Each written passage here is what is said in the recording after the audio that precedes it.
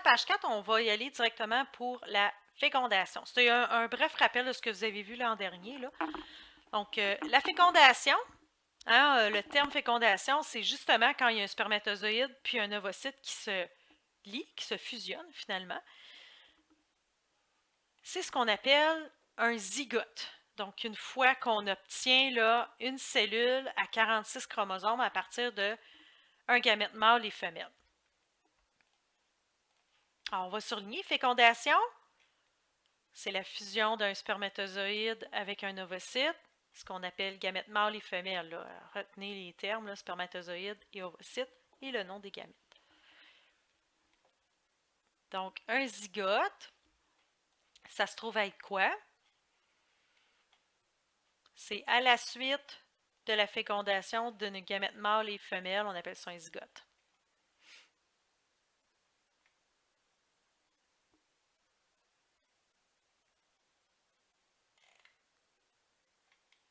Donc, on se rappelle que chaque gamète, à la fin de la méiose, on obtient un ovule, un spermatozoïde, qui contiennent chacun 23 chromosomes. Alors, gamète mâle, spermato et gamète femelle, ovule. Il y a lieu la fécondation. Ici, c'est vraiment un résumé là, très visuel. Là. Alors, une fois qu'il y a eu la fécondation, on appelle ça un zygote.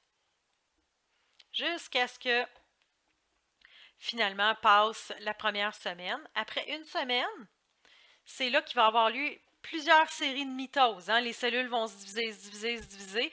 Donc, on a un petit être qui grandit, évidemment, pour obtenir à partir de la deuxième semaine, donc là, on est rendu à vraiment plusieurs cellules.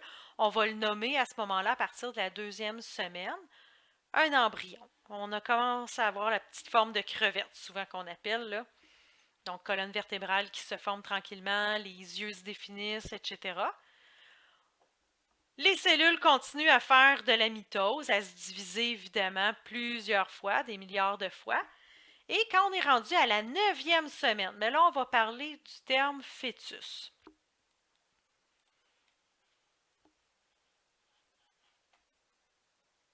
Donc, retenez l'ordre, là, zygote, embryon, fœtus. Donc là, on a un être vraiment formé complètement qui va diviser, donc diviser tranquillement ses cellules. Et on va utiliser le terme fœtus finalement jusqu'à la naissance.